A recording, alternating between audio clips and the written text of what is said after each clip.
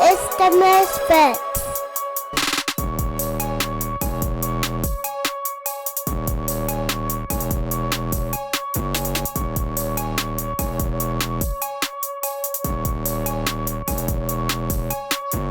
All right, everybody, we are back doing another live.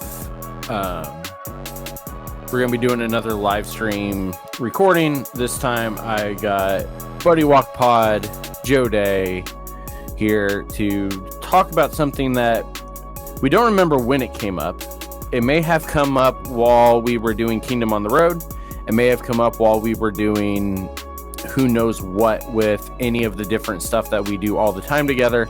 But it's a discussion that we hinted at, that we knew we were going to have to do at some point, and this actually ended up being the best time to do it. So we're going to do it now. So we are going to be having what should be a very easy discussion, but unfortunately we also know by the nature of what we're talking about that may be considered somewhat controversial as well.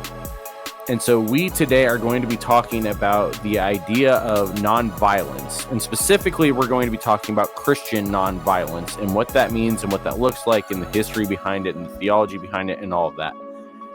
So before we get started though, those of you that are watching live, you make sure you go and also look up Joe's channel on here at Buddy Walk Pod, look up the KFM Broadcasting channel on here at KFM Broadcasting, and go follow those channels as well. Joe you've been recording like 3 or 4 times a week, haven't you? Yeah. I do a Tuesday live stream called Pastor Reacts, and then as well as live podcast recordings and the usual Kingdom on the Road stuff. Yeah, so go check all that out. He'll be on more than me, which is saying something. So go check all that out. He's going to be doing all of that, and you will be able to follow along there, as well as it should be streaming there, assuming that we set it up right. So right now though, Joe, we're going to start diving in and we're going to start talking through this whole thing. So I'm going to actually let you define it first, because there's a couple of different definitions that people will use to actually describe what we're talking about. So let's go ahead. What are we talking about when we talk about the idea of nonviolence? So this is even with the definition that I'm going to give, it's baked in. What's baked into it is my definition. The problem with this particular issue is if you ask a dozen people, you're gonna get 14 different responses as far as what does nonviolence mean, what does pacifism mean, what do these do? Like, they're all used very interchangeably. And so generally the idea of nonviolence is about confronting evil with good, with the idea of engaging injustice definitively, but without harming others.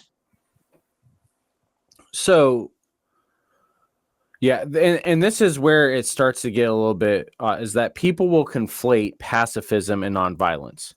Those are two different schools of thought. Pacifism is dealing mainly with peace. Nonviolence is dealing much more with harm towards others. And so to start with, we'll unpack that a little bit, because the theology behind it really just it's very simple to unpack, actually, is we're really just dealing with Imago Dei more than anything else. Is that if we believe that everyone is made in the image of God, and that is what gives people value, and that is what gives people worth, we don't want to see harm come to them. I mean, that's the most watered down way of discussing it that I can think of, is that if we believe everybody's made in the image of God, we don't want to see harm come to them, and because we don't want to see harm come to them, we want to limit the harm that is going to come to them. that's not what most people think of when we start talking about nonviolence, because again, most people conflate pacifism and nonviolence together, and those are two different things, because pacifism is specifically dealing with the idea of we need to live at peace with everyone at all times. At least that's the goal. Now, there is biblical backing for that as well, because that's what we are called to do. We are to, as much as we are able, be at peace with everyone. Nonviolence is dealing, again, much more of we don't want to see harm come to anyone. And they work together, but they are separate things. Now, the other side of this, and this is where we'll see if this may actually remind us where we actually started this discussion earlier, if it was Kingdom on the Road or when we were talking about mysticism, is that there's a difference, even though, in the way when we talk about Christian nonviolence compared to when we talk about nonviolence as a whole. Would you agree with that, Joe? Yeah, to an extent. I would say the biggest differentiation is where the root reasoning is coming from, but because a lot of these arguments tend to be cyclical in nature, there's not a lot in the way of difference when it comes down to the actual meat and potatoes of the conversation, because if you take in, and even down to your definition of pacifism, somebody would argue that you don't have the right beat on pacifism, that it's not about living at peace with other people, it's about the fact that violence is never justifiable, which is not the same thing. Those are so you part of the reason why it's very hard to even get off of Go is all of the little idiosyncrasies when it comes to this stuff.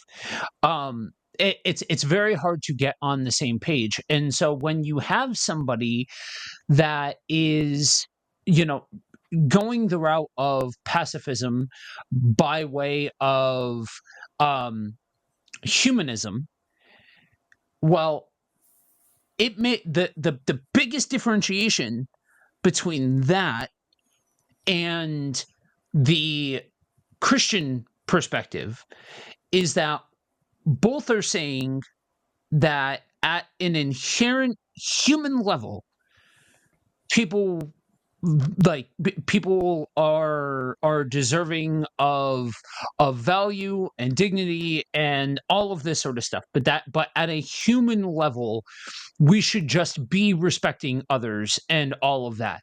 Whereas from the Christian perspective, yes, some of those same things are said, but it's more so because people are made in the image of God rather than just at the base level of human. It's because the human is an image bearer of God.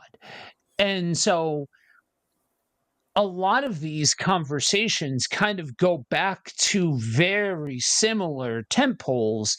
It's just a matter of what path you're using to justify the stance that you're coming forward with.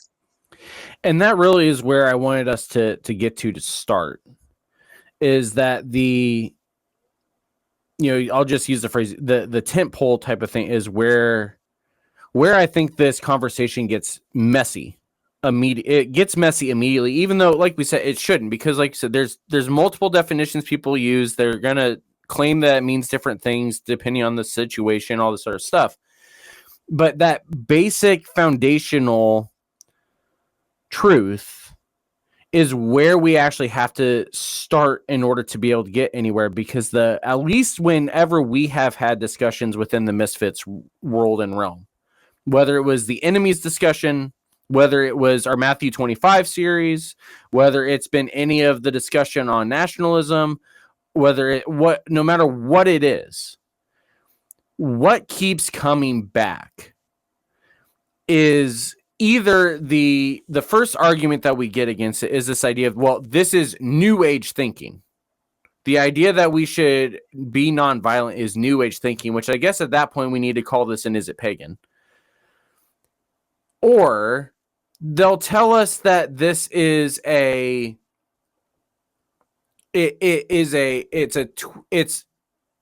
that it's built out of humanism is honestly, I guess, really what they're arguing. They don't use those words a lot of times because the people we're dealing with in this discussion don't even know what that means. But the argument is, again, going back to this idea of, well, Jesus only was talking about image bearers, or only talking about who we should love based off of whether or not they already follow after Christ. Because after all, if you're a sinner, you're considered worthless and in death already. And so why does it even matter? And so this is part of the reason we got to start here with the tentpole of what are we actually saying about the value of a human before we even move on to the other arguments. And so, Joe, you as somebody that has spent way more time studying the Desert Fathers and studying a lot more of I've probably spent a little bit more time studying in the Jewish realm of the scriptures, but you have definitely spent more time dealing with the early church fathers and things like that. Did we actually see anything dealing with these kind of topics going on early on in the church? Because again, one of the arguments we hear is that this is some new thing and that the church has never held on to these kind of beliefs before. Do we actually see this throughout Christian history, or is this actually a new thing? So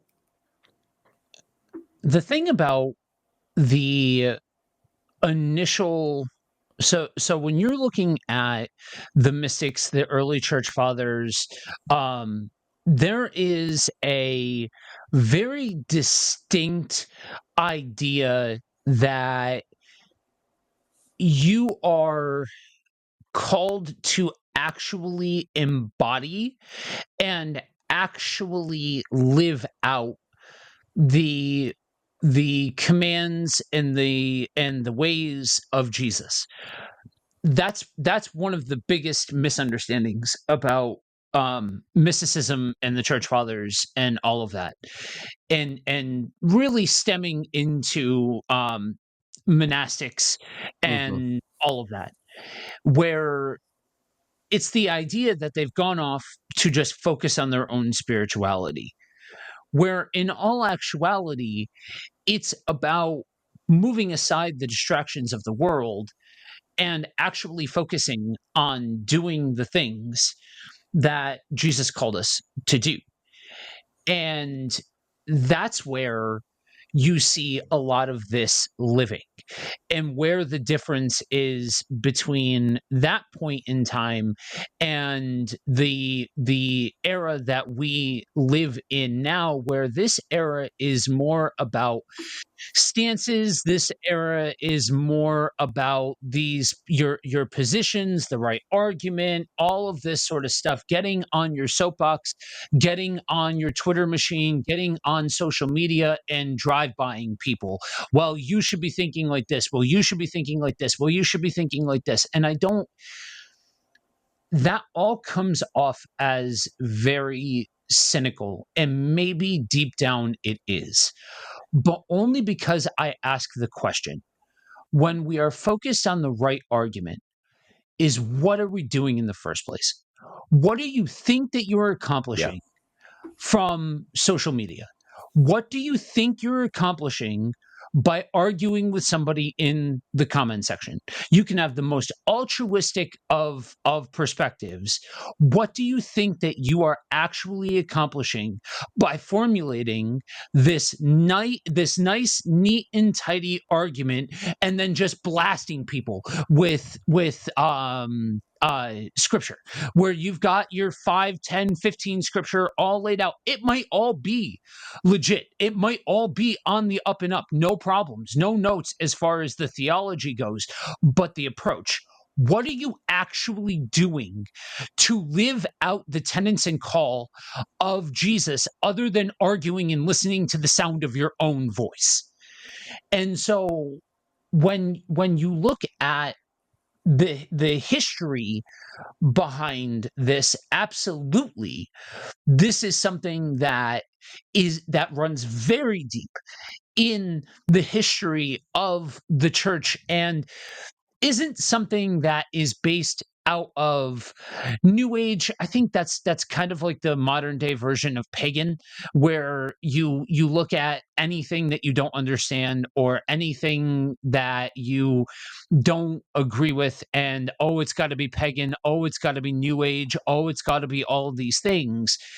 But when you look at Jesus as a whole, when you look at the ways that he was taught, all of that sort of stuff, and you understand that proper execution of the scriptures is that it was a different time and a different place in the Old Testament, that the wartime scenarios have not that the wartime scenarios depicted in the Old Testament are not a call on modern day. You see that if you are following the bouncing ball, if you are following the rabbit through the entirety of what Jesus is teaching, if there is a focus on we must fight against anybody and everybody that disagrees with us, you will eventually get to a place where you are prioritizing making enemies rather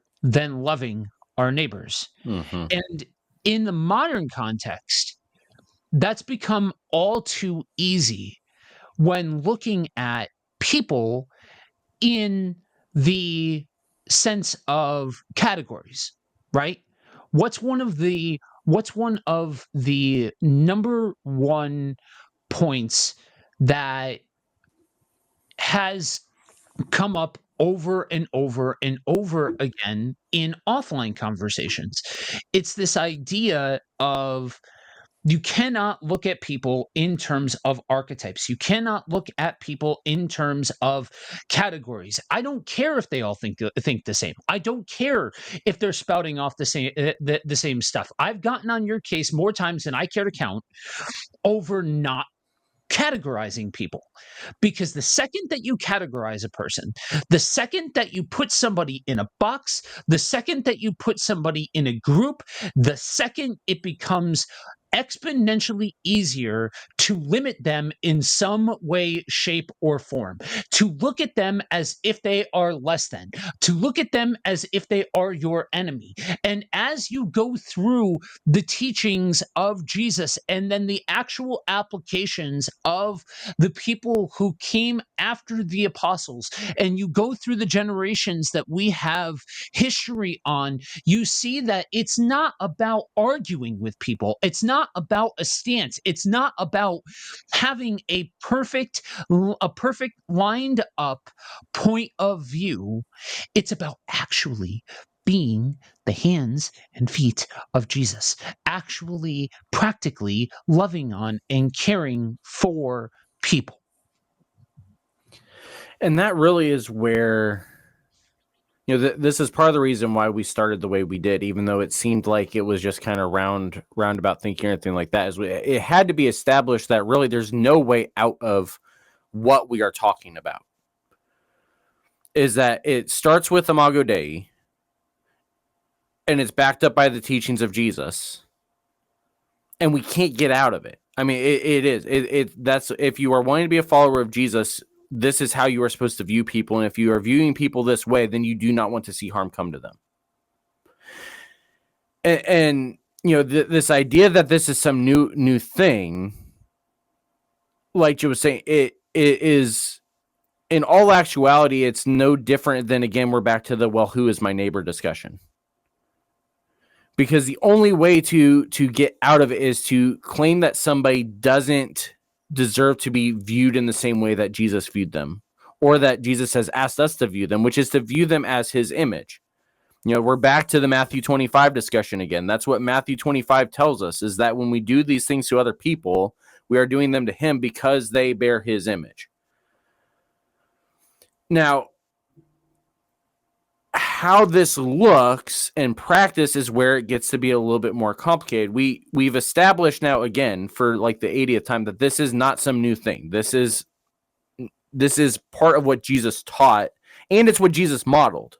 And we can go a little bit back even further, because like we said, Joe has spent way more time studying the first century church and the early church and everything than I have. I have spent a little bit more time in the rabbinic texts and things like that. And this is something that I believe it was it was last year. It was last July when Nathan Blake was on, and Nate helped me also. We actually wrote a piece on this as well. Is that this idea is central to even how we are supposed to understand who Jesus is as the Messiah. Is that the Messiah was one that was going to bring about non-violence, a non-need for violence, not just non-violence. It was going to take away the need for violence. That was part of the role of the Messiah. He was going to turn swords into plowshares.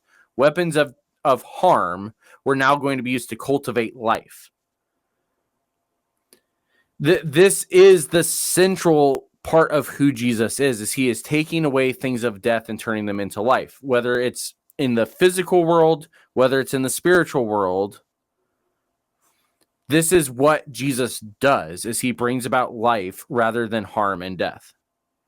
Now, what this looks like in practice is where it can sometimes get a little bit off and a little bit on. This is where we get into discussions and arguments and everything like that.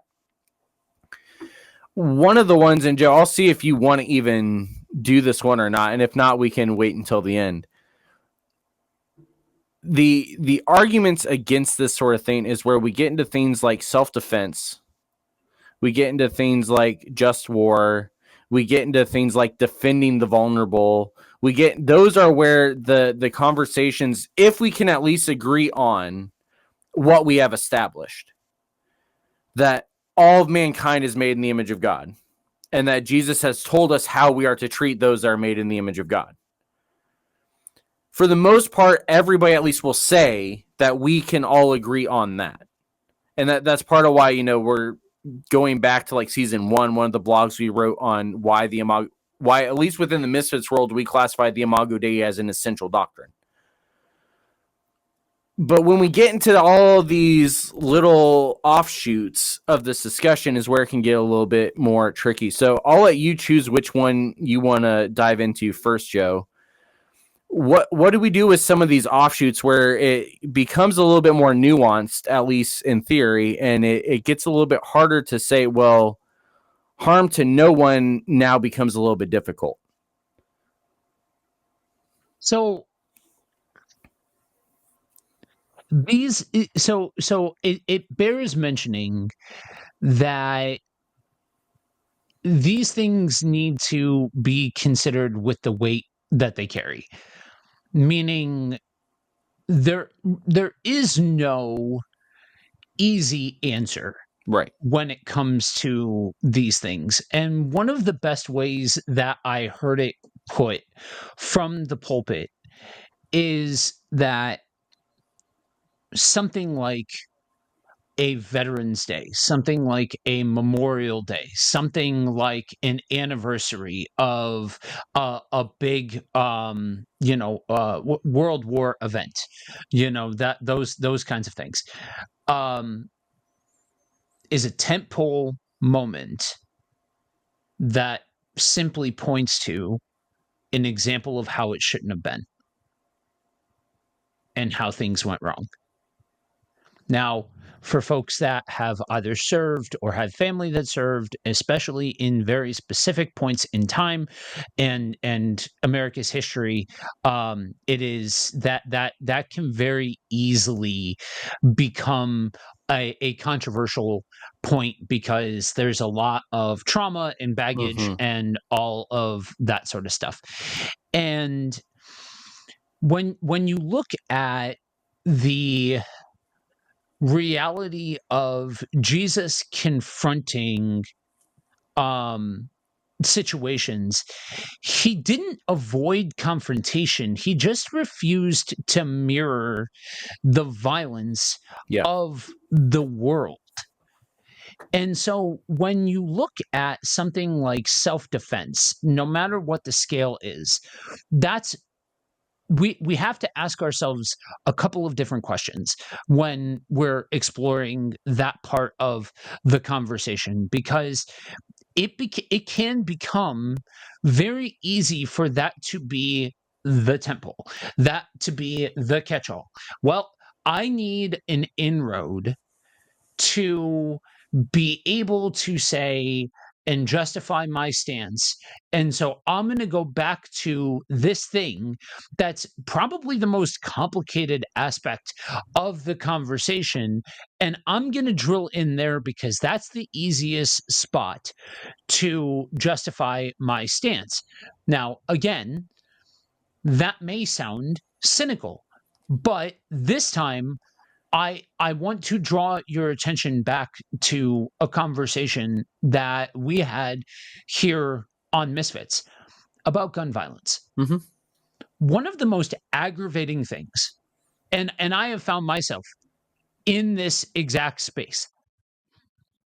One of the most aggravating things about whenever gun-related tragedies happen is the immediate after effect. What happens?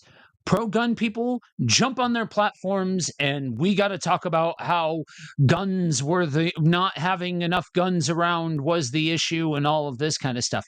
Anti-gun people, anti-violence people jump on their platforms to talk about how this is a reason why we need to have more mandates on guns and all of that kind of stuff. Both parties responsible, or both parties guilty of looking past the victims, looking past whether it was intentional or not. It doesn't matter, because that's the idea of each one of us having platforms, is when something happens, we take to that platform and we rally, we yell into the void, we start to bring people around to our flavor of the echo chamber and start to rally people to it. Again, I'm not saying this from a place of innocence. I'm saying this out of a place of guilt, knowing my part in all of that just the same as others. And so we have to ask the question, when we're talking about self-defense, when we're talking about what the response should be, what's the motivation? Now, it doesn't eliminate the awkward conversation that needs to take place, the complicated conversation that needs to take place, but what is the heart posture that we are doing it? Because it is very easy for humanity to start to trickle in there and to utilize an opportunity to talk against another group of people rather than talking about a situation and circumstance and things like that.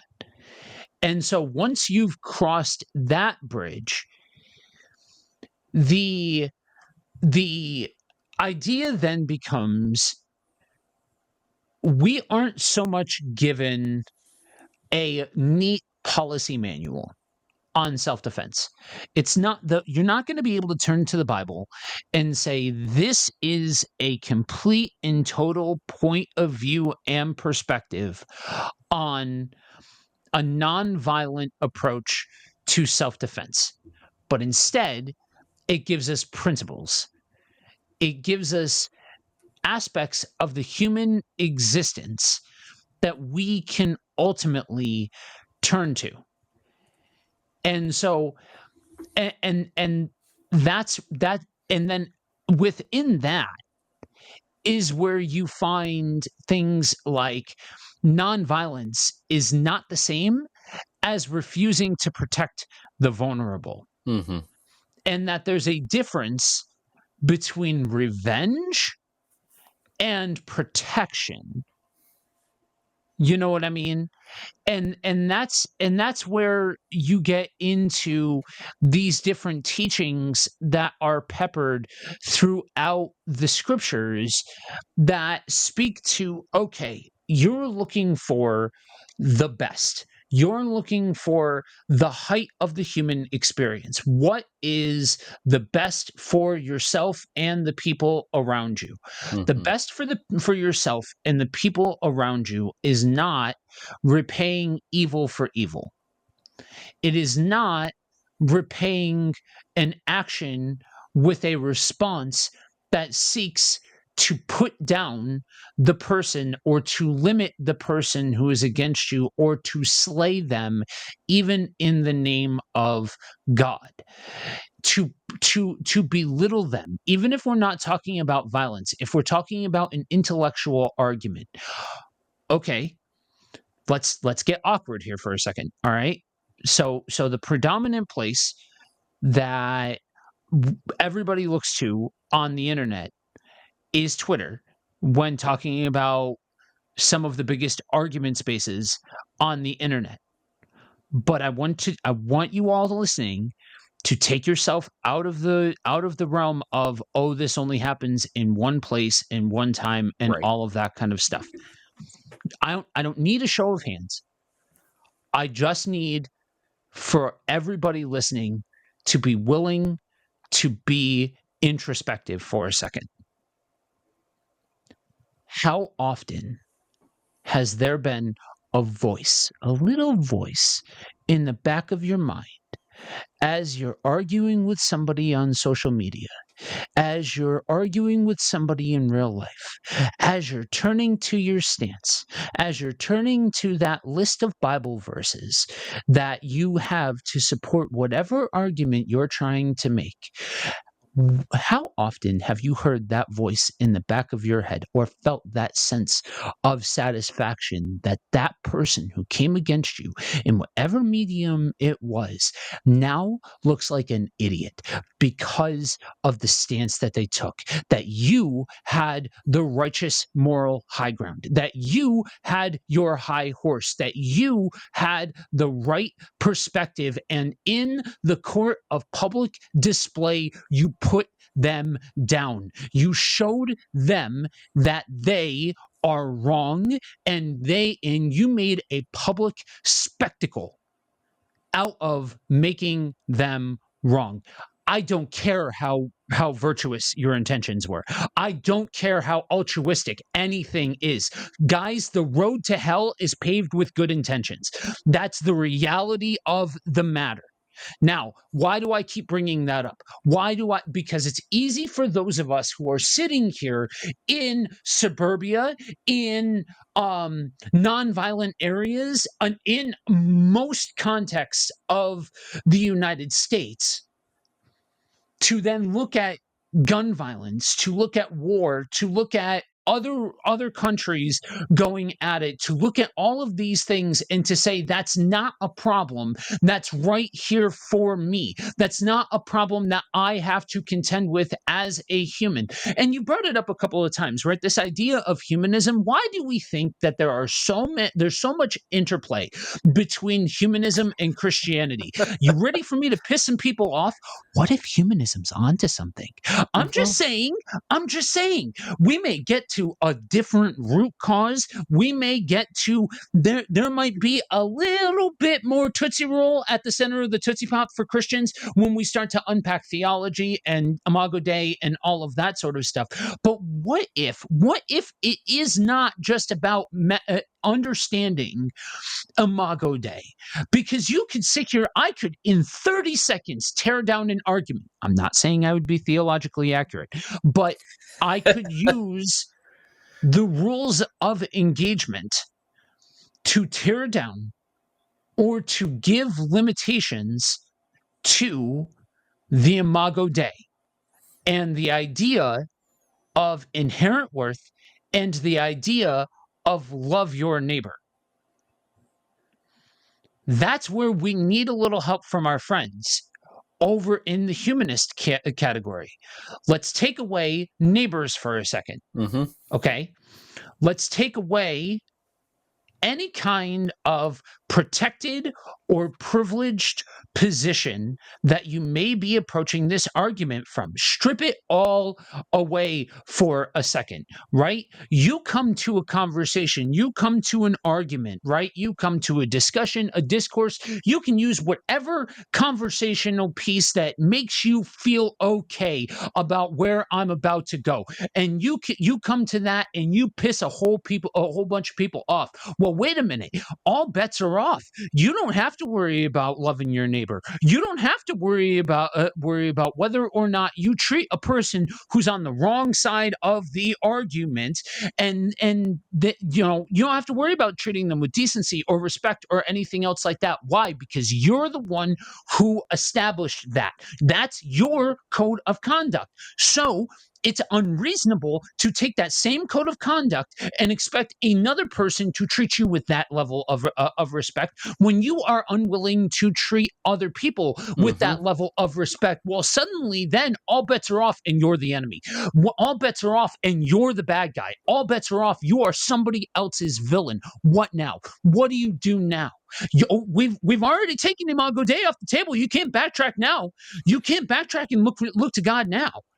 Now you're screwed because you don't have a leg to stand on, and you've pissed everybody else off.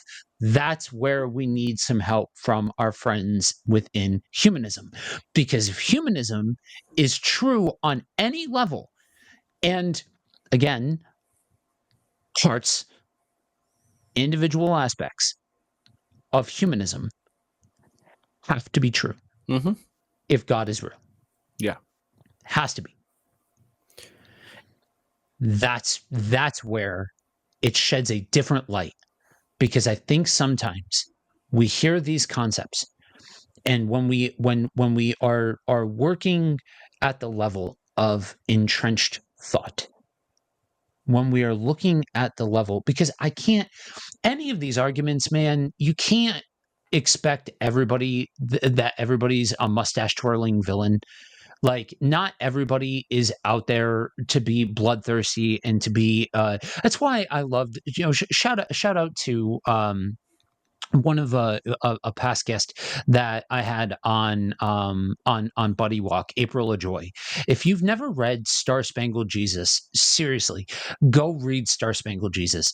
And I'll take it a step further. Go listen to the audiobook, because she's the one who does the reading of the audiobook. So it's listening to her story in her own words, in her own voice. It is powerful. But she starts it off almost tongue-in-cheek. Now, for those of you that don't know who April LaJoy is, she does like skits. She went viral, got popular by doing different things on social media that kind of ribs conservative thought and different things like that. And she's involved with a podcast that talks about Christian nationalism, and she's very involved in that sector, that sector, namely because she was raised and she was a long time Christian nationalist, but she didn't realize. And then certain things started happening that started to unravel her worldview and put her in a position where she needed to start asking deep and insightful questions. And she goes through this checklist, score yourself 0 to 5. And, if you got a certain score, you might be a Christian nationalist. If you got the top score, scored the most amount of points, well, you probably have already tuned me off, because I'm lost and I'm away, all this stuff. And it's funny, but it's meant to encourage people to hold the mirror up to themselves, to hold the mirror and say, what am I doing, and why? And that really is, I mean, I've got a long list of things you brought up that we're going to hit now, because they all tie into why we're even doing the discussion and why we even do a lot of the stuff we do within Misfits all the time, even in those platforms that he was just naming. This idea of introspection is a big piece of everything. We talk about this all the time, and basically everything that is done between Joe and I in general, whether it's Misfits, whether it's Buddy Walk, whether it's Faith Explained, whether it's reading the Bible together, whether it's Kingdom on the Road, all of these different things that we have done over however many years we've been doing this stuff together. Introspection is a big piece of all of this, is that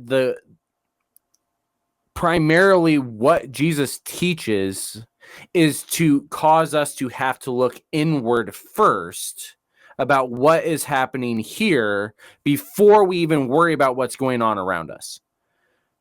Because it's about us taking on the mind of Christ and being our mind renewed towards the will of Christ and Christ's kingdom, a Christocentric perspective. All these words we use all the time between Buddy Walk and Misfits. If we don't have that, nothing that we're going to talk about matters. And this is part of the reason why a lot of times, again, when we get into these kind of discussions, the thing that comes back is that Jesus' teachings are unrealistic, that they can't happen in today's world, that they don't really fit. And so obviously that means that we must not understand Jesus's teachings, because Jesus wouldn't give us things that don't make sense. And this is part of the reason why I love the way that Joe brought humanism back into it as somewhat of an ally here, is because really this is what we are actually seeing a lot of the time in these kind of discussions, is that humanism is so close, so close to what we actually should be viewing other people with, that there's intrinsic value in people, that we can see that value in people, that there's evidence of it, all this kind of stuff. But when you take Imago Dei out of the picture, it allows us to now put people into other categories. And those other categories are what allow us to then be able to get out our swords and start swinging at people. And so we've got to start with this introspective start first. Do I actually want to be renewed and transformed towards the will of Christ, or do I want to be transformed towards the will of myself? That's where we've got to start. And this is not just related to this discussion. This is basically every discussion that we have ever had. This is where we have to start. Am I wanting to actually become more like Christ? Or am I just looking for justifications to keep on doing what I've been doing? That's keep thinking what I'm thinking. That's the right. thing. So like that's where this is even deeper than just having, like again, all of these things are cyclical, and they sit at the level, unfortunately, of tentpole topics. Right. And when they're just tentpole topics, we limit the depth of nuance that's involved in the wholesale idea that these are all topics that invade multiple layers of our lives, that they invade so many different aspects of what makes us us, because at the end of the day, when we talk about the indwelling of Holy Spirit, it's easier to talk about that in an abstract way, because then we don't need to change. We don't need to shift or focus on that. But when we focus on the shifting that happens as a result of the Holy Spirit, it is a wholesale change in value system. The way you value the world changes. The way you value other people changes. And that's where, even down to a lot of the argument level and things like that. Okay, so let's take one of the most hotly debated topics within Christendom, the LGBTQ plus community and all of that sort of jazz. Well, okay, you have whatever opinion you're going to have. Okay, we'll just stick that at the level of that's your opinion, that you think it's right, wrong, indifferent, whatever the case may be. That is your opinion and stance. Now, you may believe that you are morally or scripturally or theologically justified. You may have what you think are receipts. You may have all of this stuff that you can bring to the table and say, nope, this is why I'm correct. This is why mine is the stance. But let's just ask a question here again, because so much of this, I could sit here and give you 87 scripture about why, like, this is a no brainer. Like, it is humans. It is why do we screw this up? Because you draw breath in your lungs, because you've got blood going through your veins. I'm sorry, you're at the mercy of the human condition, and so thus you are going to be filled with ignorance and righteous indignation. Why? Because you are uniquely human. That's why. And that's why, like, you look at Jesus's teachings and the fact that he's slightly sarcastic because he's looking at humanity and being like, I'm telling you Here it plainly, is. it's your fault. Yeah, it's your fault that you're not getting it. You know what I mean? Like, that sort of thing. And so when you look at these different stances, how often are you stopping for 30 seconds and looking at the person? Yeah. How often are you caring for that person, and why? Oh, why? Oh, why? And the answer is because you're human and you've got control issues. But why do you keep punching up and thinking that it is your holy responsibility to separate out sinner from saint, to separate out real from fake, to separate out people? And what are you going to do when you've got them all wrangled together? Let's say that you had them all wrangled, you weeded them out.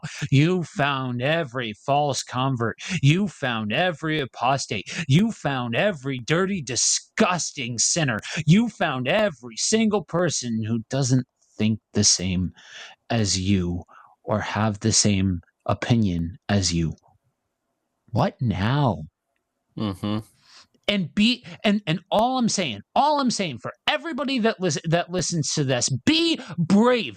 Don't be a coward. If you're gonna stand for something, then have the guts to stand for something and actually look yourself in the mirror and say, I believe this, and I'm going to determine why I believe this. And don't back down. Don't flinch, because people got real comfortable by spouting off nonsense from behind a keyboard. In the words of the great philosopher Mike Tyson, people got real comfortable talking nonsense without consequence. Yeah.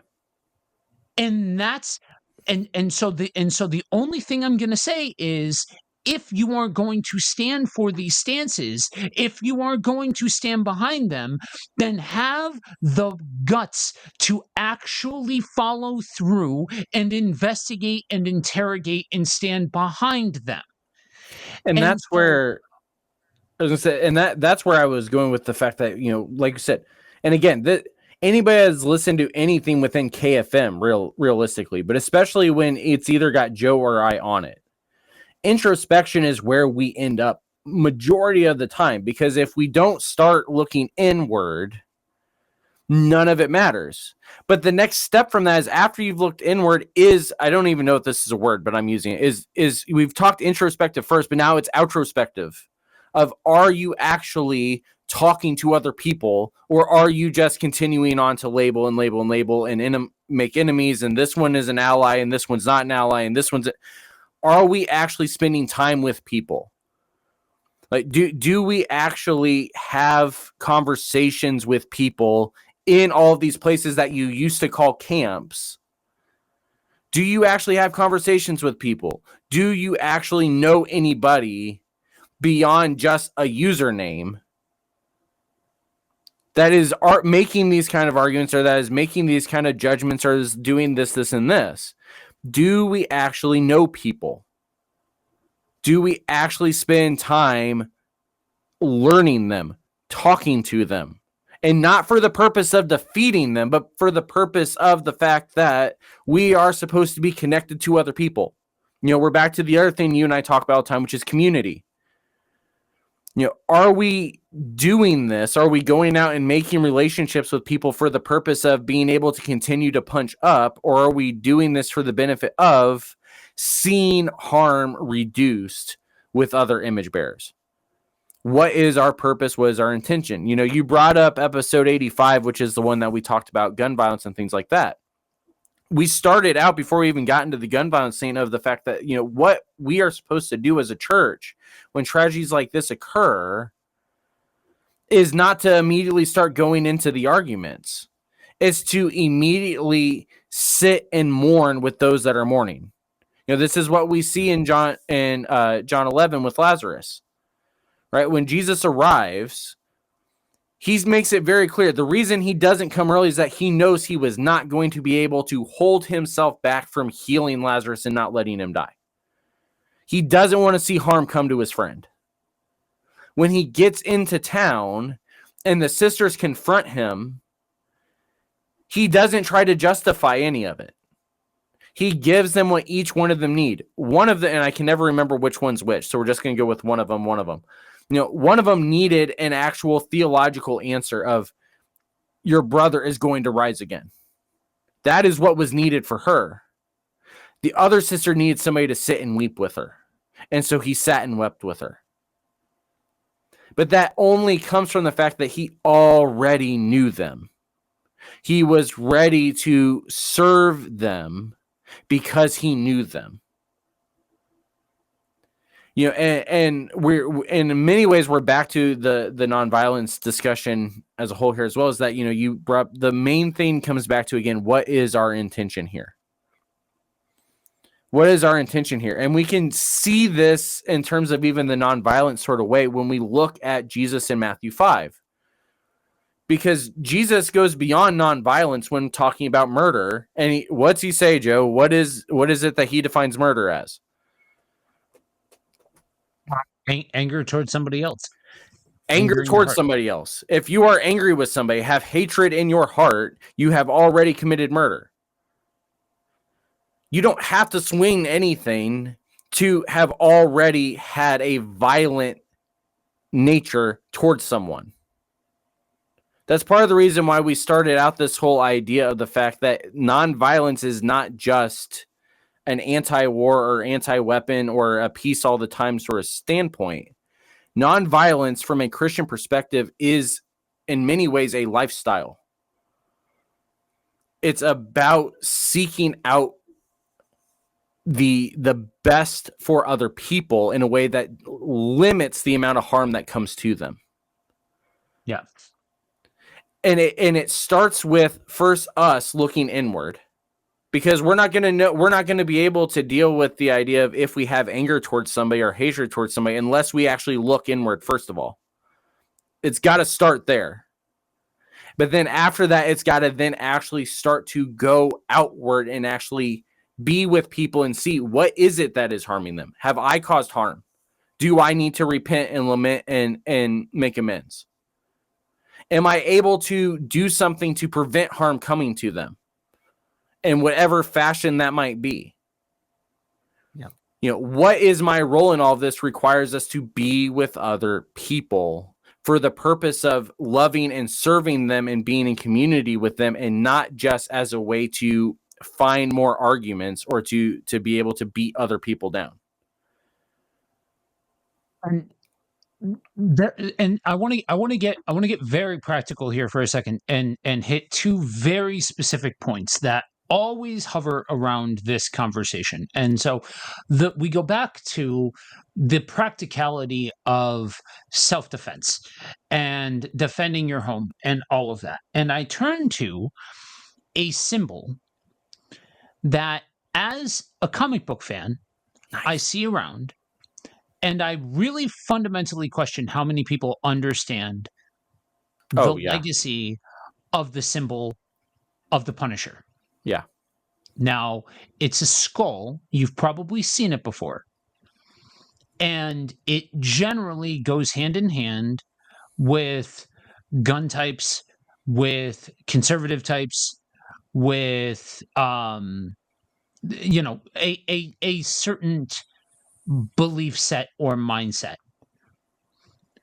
So the issue, though, is the Punisher was never a character that was meant to be emblematic of a good way of being. The character literally says it himself. Like, that's the thing. So you're pulling a symbolism, co-opting it to mean something that it was never meant to be in the first place, idolizing somebody who was never meant and designed to be idolized and heralded as a bastion of right thought, or a bastion of good ethics, or a bastion of proper conduct.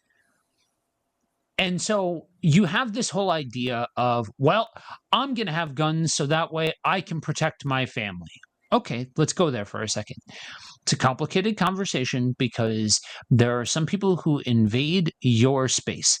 There are people that invade your life and they seek harm against you or people you love. They seek to take something that is not theirs. They have thrust themselves upon you in a way that is violent and intrusive and all of that. Okay, so we are invited to wrestle with what this means, to wrestle with this idea that you are allowed to be protective, especially when defending the weak or somebody you love or something along those lines. But we are not called to embrace a spirit of vengeance and a spirit of revenge. We are called to reject revenge and embrace a spirit of peace. Yeah. And so if you're asking, well, are you saying I can't defend my family if they're attacked? That's a real question. That's an authentic question. And I don't want to limit your ability to be able to ask big questions and wrestle, but be willing to authentically wrestle. If you're coming at this from a Christian point of view, then be willing to actually come from a Christian point of view that prioritizes Scripture and the teachings of Jesus rather than some stance or affiliation or preference on your own part. Yeah. So Scripture invites us to wrestle with it, not from fear, but from the tenets that we are called to as a Christian: love, wisdom, and trust in God. And we are called to have a perspective that limits the amount of glory that we get out of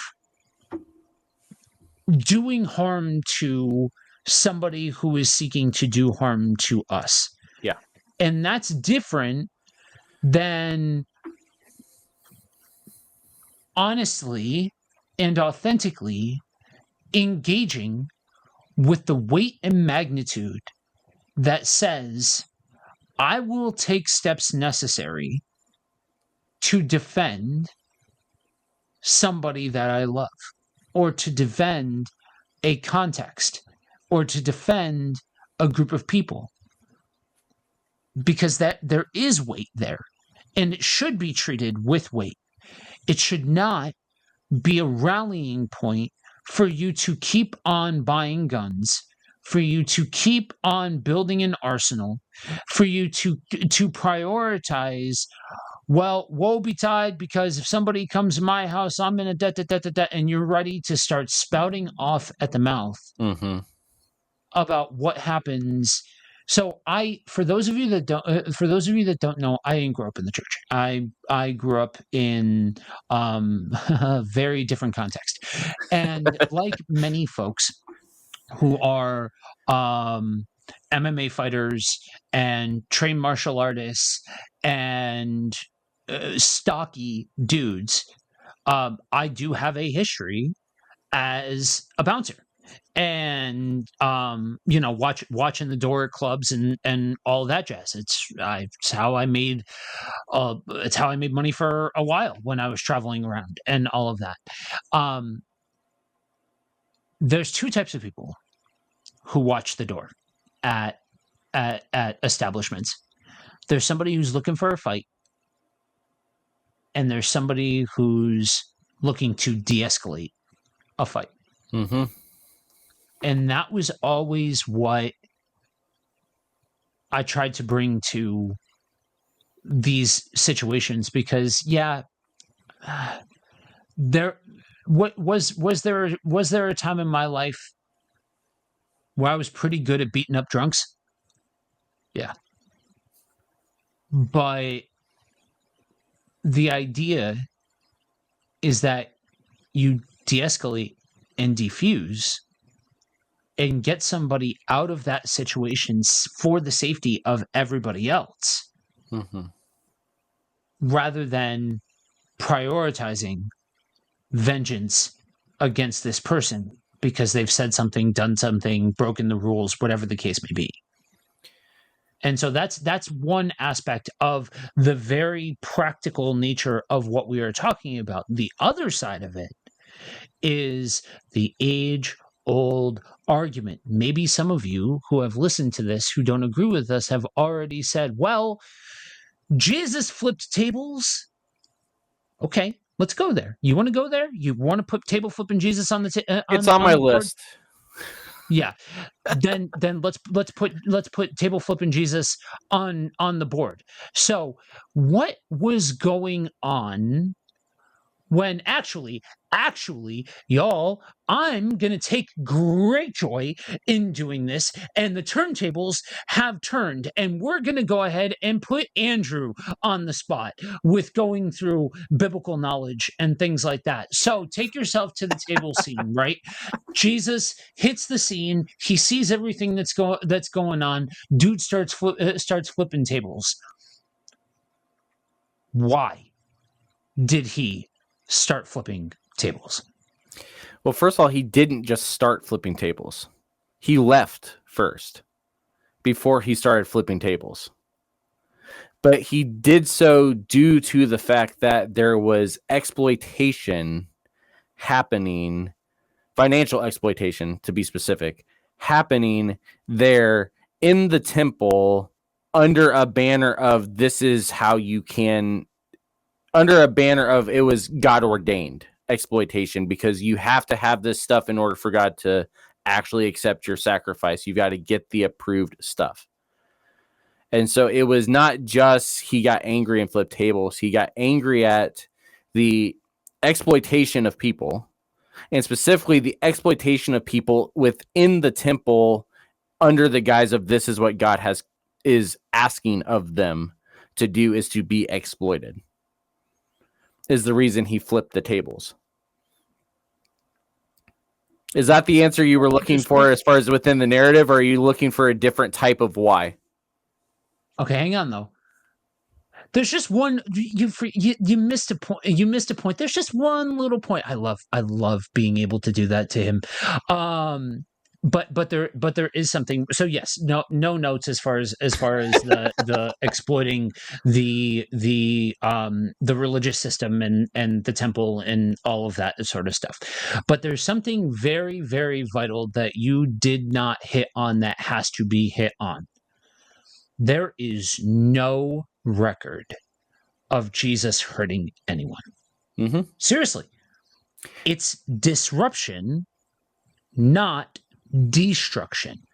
And when people it's justice and not vengeance. And that's the very important nuanced point. Yes, theologically, see, the problem is if you leave it at just at oh, Jesus was taking down the exploitation, and you don't go any deeper than that, and you don't touch on any other aspect of it, well, literally humans will read themselves into every single solitary thing in a story they can. And so suddenly that becomes analogous to enter system here, Well, and enter dynamic here. the big piece of that story, though, that people and I'm going to defend myself here, is you didn't actually ask me about that part of it. Is that it's not the tables that people then turn to as far as this is where we see harm to other people. It's the whip, right? Because he goes out and makes a whip of, a whip and comes in whipping and flipping tables. And that's just like, see, he was attacking people. That's not what the narrative says. But the narrative says that he brought the whipping and he drove out the cattle. He flipped the tables. He drove out the cattle. He got rid of everything. But like you said, nowhere is there anything that says he actually attacked another human being. He called them out pretty good. He gave them a pretty good scare, I would imagine. But the idea of it being violent towards other people, like you said, you have to read yourself and your own values and your own mindset into the story in order to get that kind of piece of the narrative. You're not going to get it just actually reading the story. You have to read that in. And then I'm going to turn around and defend why you missed that point, is because it's important to look past just the aspect of the theology. Mm-hmm. And that's where it's easy to go to the theology. I would argue that most people don't get the theology wrong. They get the sociology wrong. They get the people portion of it incorrect. And that's where I think we go back to this whole idea of humanity and humanism and all of that sort of stuff, because we need to acknowledge people. We need to acknowledge society and the actual root cause of what brings about these schools of thought. Because when you look at people who are entrenched and indoctrinated into a specific school of thought, it's not a mistake that they got there. It's not happenstance that they got there. Generally, you can chart that back.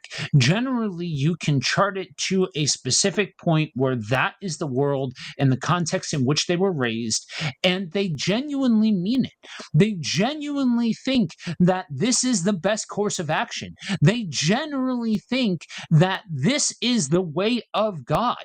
And that's why we need to get away from treating these people like they are mustache twirling villains and start to understand that this is a pervasive school of thought that runs deeper than just gun violence, that runs deeper than just war, that runs deeper than just the military. No, I didn't hit on the military portion of it because, you know what? I'll shout out one of our broadcast partners in Rico. Rico has testimony. He talks about a lot of cultural things. He speaks a lot about the context of culture as it relates to Christianity and all of that. Go check out his channel, Blestimony. It is phenomenal. You can find it at kfmbroadcasting.com. But he's ex-military. He spent a long time in the military, and he and I have had this conversation off air, so he knows all of this already, but I've had to approach him and apologize to him because he's one of, for those of you that don't know, Kingdom on the Road has gone through many different permutations. So out of everybody within KFM, Rico is the one that I have the most or the longest history with. And I've got the most with, but Rico, he was the first out of everybody that's on the team now that I broadcasted with, and knowing he was military and all of this sort of stuff, I 1000% typecasted him, because if you hadn't caught it by now, if you hadn't picked this up already, nobody's ever really gonna accuse me of being patriotic. Just that's not. I can be accused of a lot of things. Catholic, if people understood this word more, Orthodox, but definitely not patriotic or nationalistic.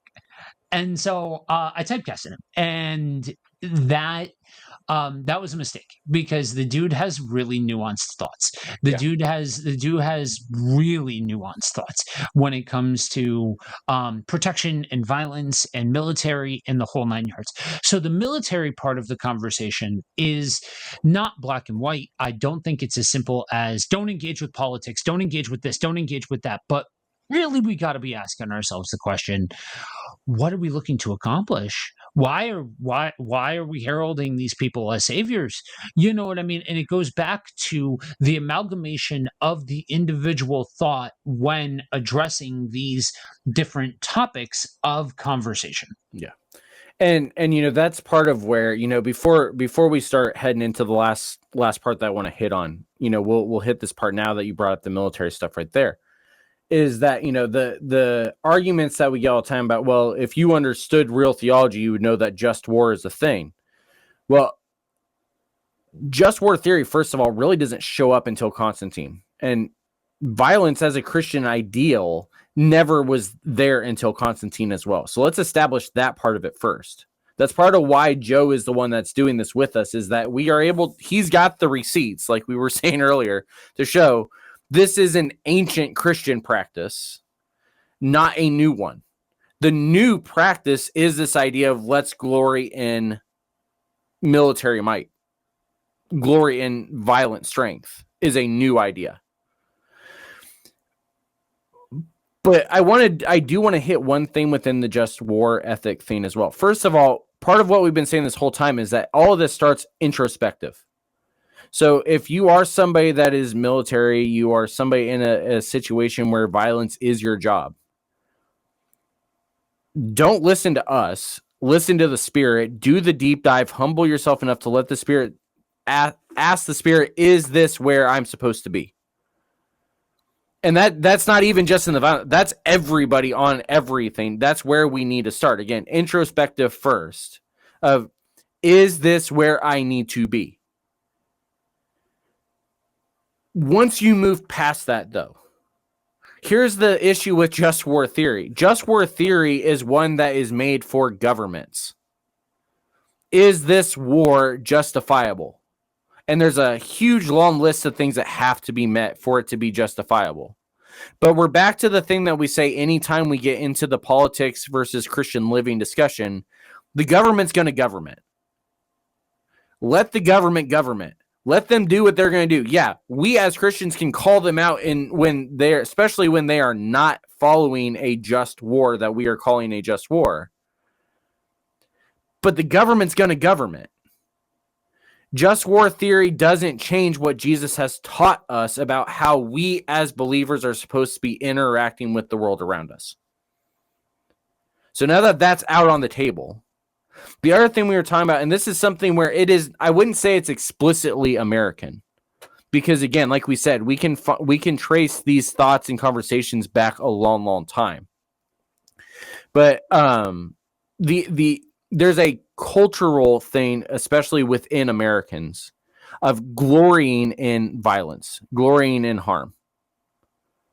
That ultimately is part of the reason why when we did the Second Amendment discussion, we started from the fact of guns are an idol for a lot of people. Just straight up. They are an idol for a lot of people because that is what people view as their safety net. In terms of this is what will save my life, and if I don't have it, then I'm nothing. That's an idol. So go back and listen to last week's episode with Jake and I, where we actually identified yes, this is what an idol looks like, and this is what it means. But violence and harm, in many cases, also can be an idol within our culture. Mm-hmm. Because this is the thing that comes up again. Like we said, this is something that we deal with a lot of the times when we're in online discussions related to enemies and how to love other people and everything like that. Is when the discussion comes up and people start trying to bring up self-defense. We'll just stick to self-defense even. Is the example that they give us is some gross, grotesque scenario that is only ever seen in a horror film. Guy breaking in with like guerrilla-style weapons and trying to slaughter and assault your family What are you going to do? And then they try to paint it as if you're not ready to kill the guy right there on the spot, then that means that you aren't following 1 Timothy 5 and taking care of your family first, which is a horrible misrepresentation of 1 Timothy 5, but we've covered that in other areas already. But this is the thing that I want to point out related to all that. First of all, statistically, we'll just go statistically because, again, like we said, a lot of these arguments really are more grounded in humanism than they are in theology. And so we're going to start there with if we're going to go humanism route, here's the evidence, here's the stats. Is statistically, most break-ins that happen are unarmed and unviolent. Yeah. They break in. Because the idea is that you're not going to want to draw the attention to yourself. Right. You're Why are you wanting to draw attention? Right. That's the reality, is that most of the time it's not going to happen. So these scenarios that keep being brought up to us all the time, one, they don't happen. Statistically, they do not happen. But beyond that, even if they did, let's just say even if they did, and you want to get super specific as I'm only going to do what Jesus says, so what should I do here? And again, this is taking the nuance out because that's what we're asked to do most of the time. What is it that Jesus actually says as far as how we are supposed to respond to the evildoer in Matthew chapter 5? He says, do not resist. Give more than what is asked of us.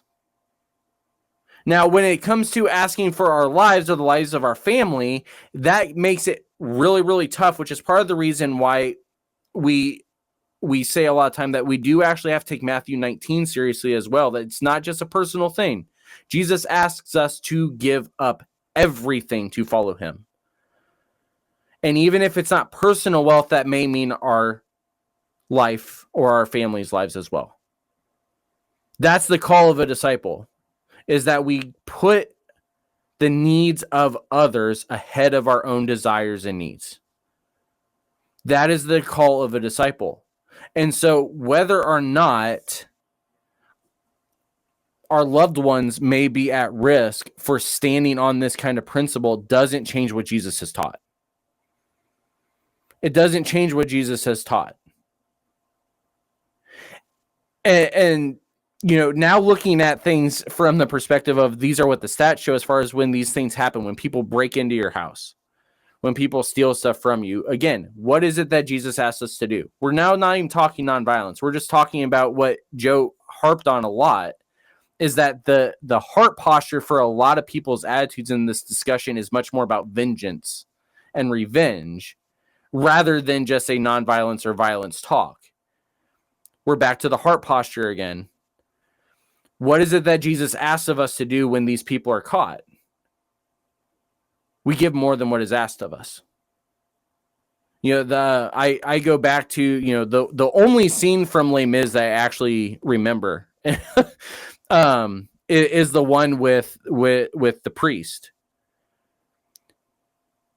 He brings him in, feeds him, clothes him, gives him a place to clean himself off, gives him a place to sleep, and in the middle of the night, the guy reverts back to the only thing he's ever known, which is theft, steals all this stuff from the priest, and then when he's brought back after being caught, the priest says, "What are you doing? I gave this stuff to him.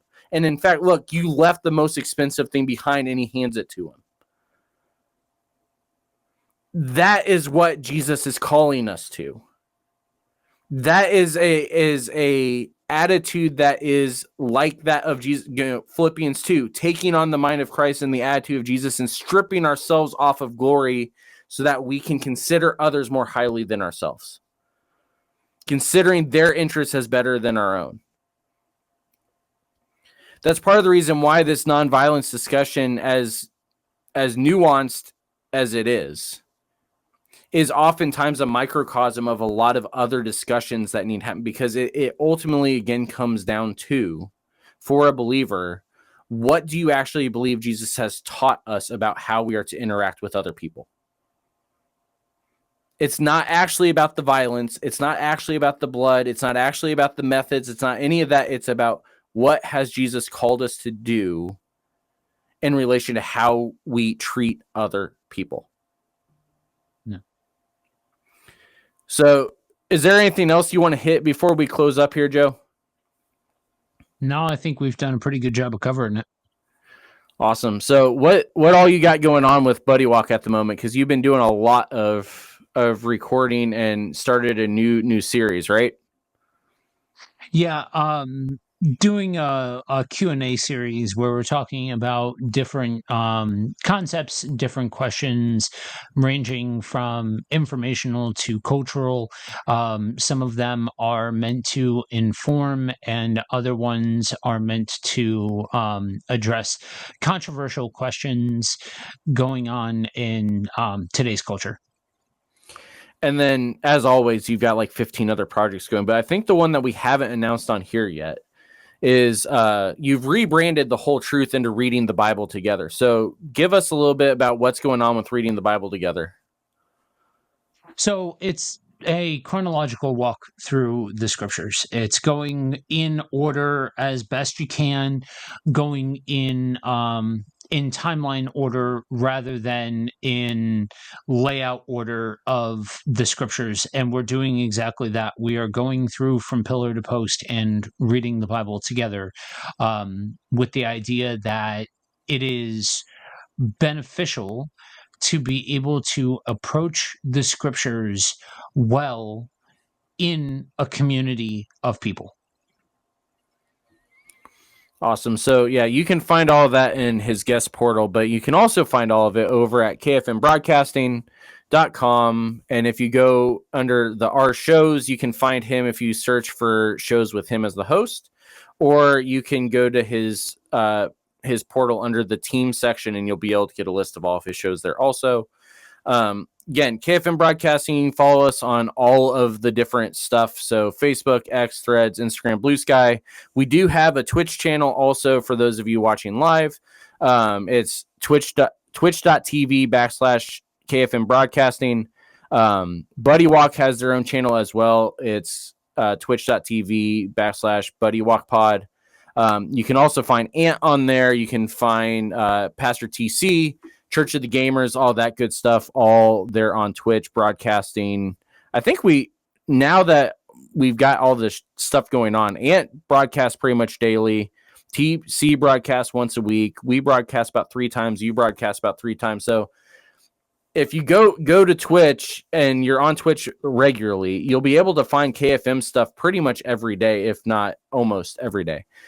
So kfmbroadcasting.com. In addition to that, since we're talking about that, make sure you go, those of you on that are listening to this or watching this later on, make sure you go follow us on Twitch, because we are doing more stuff on here now. We're trying to record most of our episodes live on here because we occasionally get some good feedback and things like that to help direct the conversation. So go follow us there. You also will be able to catch exclusive stuff on there. We've been doing a little bit occasionally when the weather's been bad. Been doing some Minecraft Portal Civilization stuff on there from a gaming perspective, but that's also where you can find all of the Misfits outdoor stuff in terms of fishing beyond just the little short stream we do once a week. You can catch it there. Speaking of Misfits Outdoors, you can follow us on TikTok. We've got a separate TikTok for the outdoor stuff because people want to keep the fishing videos separate for some reason. And then also on Instagram, you can follow us over there as well to get just the fishing stuff. We also do have some news. We have a new merch shop. So if you scan the QR code, or if you look in the show notes, you'll be able to find the link to the new merch shop. We've got some new items as well.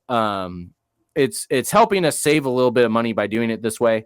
So we've kind of switched over to Fourth Wall to help us with getting some merch items out, things like that, as well as be on the lookout. We're hoping in the next week or two to finally have the new website done. It will still be ministrymisfits.com, but it'll be a little bit easier to navigate, a little bit easier to search. It'll be a little bit easier to keep track of all the different projects Joe is doing also that way. If you don't follow us over on the KFM Broadcasting website, you can do that at the Misfits website as well. So I think that's everything. We've got a bunch of different stuff going on. Between the two of us, we are pretty busy all the time. So we're going to end this stream for now. Thanks for tuning in. Those of you that are listening, we will catch you next week. The Ministry Misfits podcast is a production of Ministry Misfit Media in association with Overwhelming Victory. Dr. Greg Linville and Andrew Fouts are our executive producers, and Brandon Simmons is associate producer. The Ministry Misfits theme song is written and produced by J.D. Laird and Laird Creative Agency. If you'd like to get in touch with us, you can email us at ministrymisfitmedia@gmail.com or by following @ministrymisfit on Facebook, Twitter, Instagram, and TikTok. You can also visit our website at www.ministrymisfits.com or through bio.link/ministrymisfits. If you would like to support Ministry Misfits, you can become a patron by going to patreon.com/ministrymisfits.